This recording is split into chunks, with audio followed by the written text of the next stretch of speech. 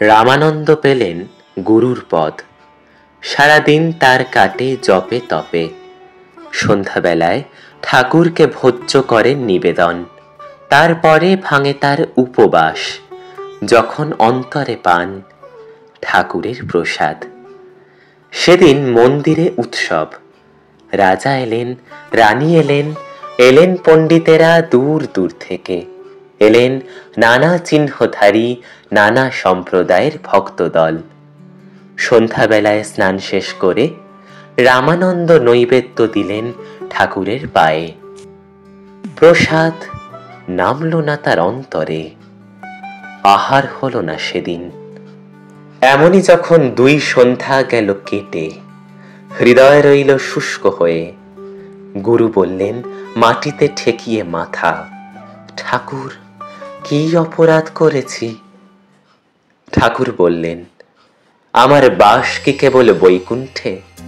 সেদিন আমার মন্দিরে যারা প্রবেশ পায়নি, আমার স্পর্শ যে তাদের সর্বাঙ্গে। আমারই পাদোদক নিয়ে প্রাণ প্রবাহিনী বইছে তাদের শিরায়। তাদের অপমান আমাকে বেঁচেছে। আজ তোমার হাতের নৈবেদ্য অশুচি। লোকস্থিতি রক্ষা করতে হবে যে প্রভু, বলে গুরু চেয়ে রইলেন ঠাকুরের মুখের দিকে। ঠাকুরের চক্ষু দীপ্ত হয়ে উঠল। বললেন, যে লোকসৃষ্টি স্বয়ং আমার, যার প্রাঙ্গণে সকল মানুষের নিমন্ত্রণ, তার মধ্যে তোমার লোকস্থিতির বেড়া তুলে আমার অধিকারে সীমা দিতে চাও?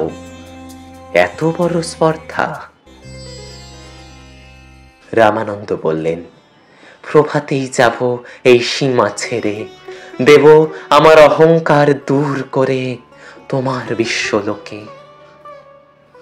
তখন রাত্রি 3 প্রহর।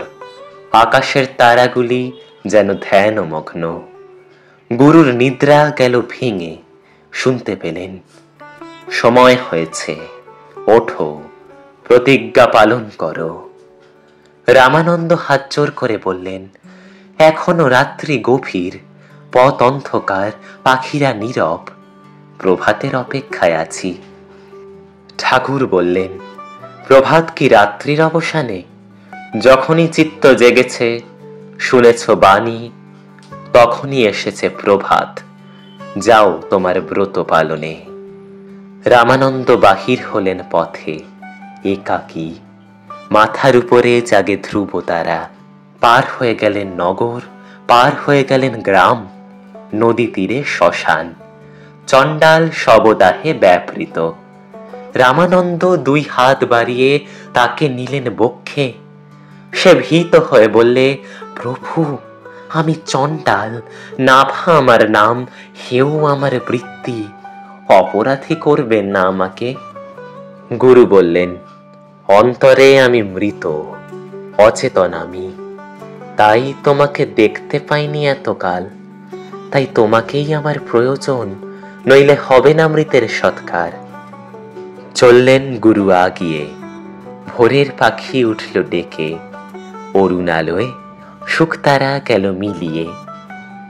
কবির বসেছেন তার প্রাঙ্গণে, কাপড় বুনছেন আর গান গাইছেন গুনগুন স্বরে। রামানন্দ বসলেন পাশে, কণ্ঠ তার ধরলেন জড়িয়ে। কবির ব্যস্ত হয়ে বললেন, প্রভু জাতিতে আমি মুসলমান, আমি জোলা, নীচ আমার বৃত্তি।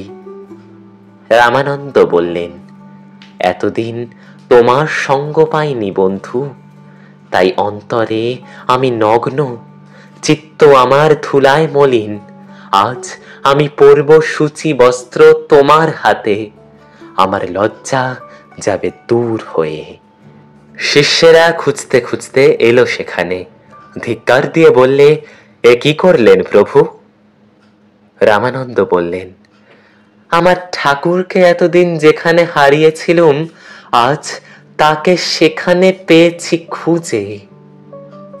সূর্য উঠল আকাশে, আলো এসে পড়ল গুরুর আনন্দিত মুখে।